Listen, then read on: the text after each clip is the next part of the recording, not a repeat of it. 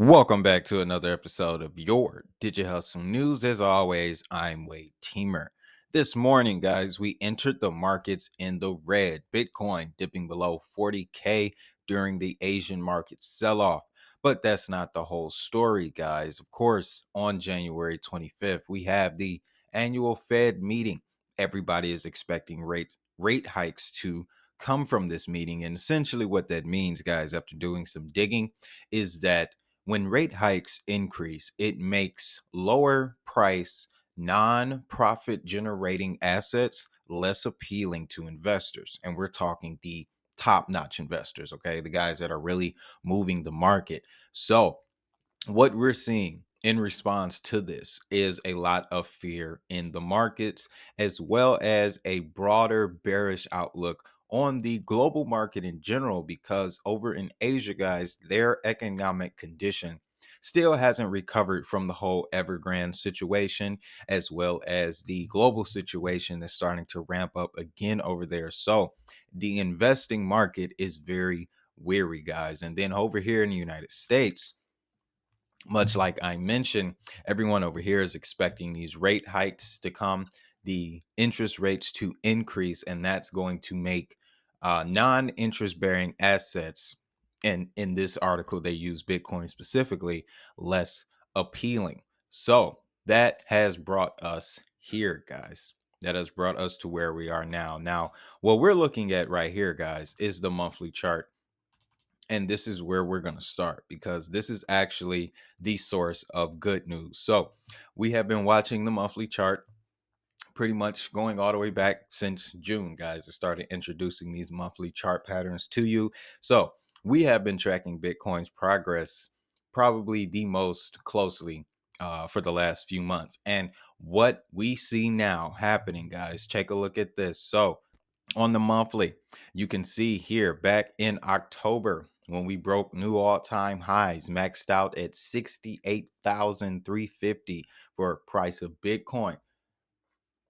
However, ever since then, we have slid back quite substantially. Now, one thing I did mention as we were coming back down this direction, guys, if we kept going any lower, then the monthly moving average would then come into play. And guys, as you can see here, that's exactly what's going on right now. We are so close to that monthly moving average, and it's going to take us to about 34, 35K.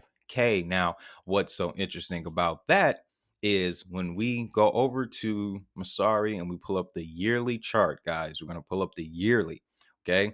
And we go all the way back to last year. You can see the price levels that we were at. January 23rd, we were at 32,000. January 24th, 32 still. January 26th. On the 27th, we came all the way down to 30,000. Now, if you go back over to the charts and look at the monthly, guys, 30,000 is just below this moving average. Now, that could definitely happen before we get our full rebound. But nevertheless, guys, the monthly chart is showing that we have to, we're probably going to finish this month out somewhere closer to 35, which will again just make us repeat last year. Now, going back to this Fed meeting, guys, something else that I'm putting together is the fact that last year, when we had this meeting, they made an announcement that brought in more fiscal stimulus, that brought in the quantitative easing and all the extra money that people started to get. This year, though, the situation is a bit different. There's no large fiscal policy coming out. There's no more stimulus coming. There's none of that, right? None of the pandemic aid planned. So what we have is a scenario where January 25th and 26th is going to be a tipping point for the market. It will probably indicate if we're going to be in a bear phase for the next couple of months, or if we're going to be in a bull run over the next couple of months, guys. So it's just a wait and see type of situation right now when it comes to the price of Bitcoin and the markets, guys. Now, going back over to the weekly, there's a bit more, some more positive things to honestly look at, even though we're in the red right now. Look at how close we are to this bottom band, guys. So That's why I said when we had that wick here the previous week, I was like, that's not safe enough for me, guys. And I said that this was going to happen. But this candle has come down and touched this Bollinger Band. I expect one more to put us on it, to push up against that band, cause a reflective type of response or reaction, reflective reaction, response. Either way, we need to come down to that bottom band, guys. We need to springboard moonsault off of it and then continue to go the other way. Now, that how this all coincides is so crazy, guys. Of course, we got 2 days left in this candle. That means that January 24th, that's when this week kicks off. The meeting is the following day. It's going to go for 2 days. That's going to take us into Thursday of next week. No, Wednesday of next, no, Thursday. Right. Thursday of next week, guys. So that's the landscape. That's what we're looking at here now. Another thing I wanted to show you is that on the RSI for the weekly, you can see here that space needs to be closed up, guys. And on the monthly, that space needs to be closed up. So what we need is to pull down. We need to get into, and that's another reason why I have this purple area here. This is the overbought, oversold range. We want to come down here, guys, because when we get to the oversold territory, that means that buying pressure is on its way, guys. So but the biggest situation right now, Fed meeting next week, January 25th through the 26th. We also have broader Asian markets trying to recover from a numerous set of things, guys. But all while this is happening, guys, there is still major developments going on. Most notably, last night, this came to my wire, guys. This was released yesterday at 2 o'clock in the afternoon. I went to Twitter as soon as it happened, posted it in the community tab.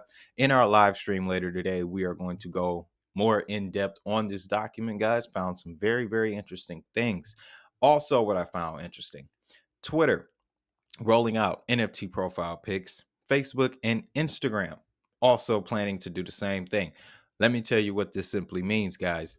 They're preparing us for digital identities. Okay. The NFTs were never about the art in the first place. It was a great use case. Don't get me wrong. Fantastic use case, brought in hundreds of billions of dollars to the market, but that wasn't the point. This was the point, guys. Twitter Blue rolling out NFT profile pics. Quite simply, guys, what this is going to allow people to do is use their NFT as their ID. Okay. The public consensus is that it's for profile pictures. But what is a profile picture? It's an identity. Okay. That's why when I saw this headline, I was blown away because we are now, this is digital identity. This is the first stages of it, guys. We're going to talk a lot in the live stream later today, so make sure you tune into that, guys. But with the way that the markets came, the way that the markets were when I woke up this morning, came into the office, came to the desk, I felt that an update was needed. So, guys, that's why I'm here this morning. Make sure you stick around for the channel. Tune in for the live stream, guys. You see our Elite 8. We are in full discount mode, guys. Boy, I cannot wait till this bottoms out. I'm scooping up like crazy. So with all that being said, though, guys, I'm going to see you a little bit later. If you found value in this video, don't forget to like, subscribe, and share this information with friends and family. If you're new to crypto, I have links to the most notable exchanges in the description. Using the links below supports the channel and comes with special bonuses for members of our network. For more information on the new economy, check out the playlist related to this episode on the right and our most recent episode on the left. As always, have a great day, have a prosperous day. Most importantly, we making this money. I'll see y'all in the next one.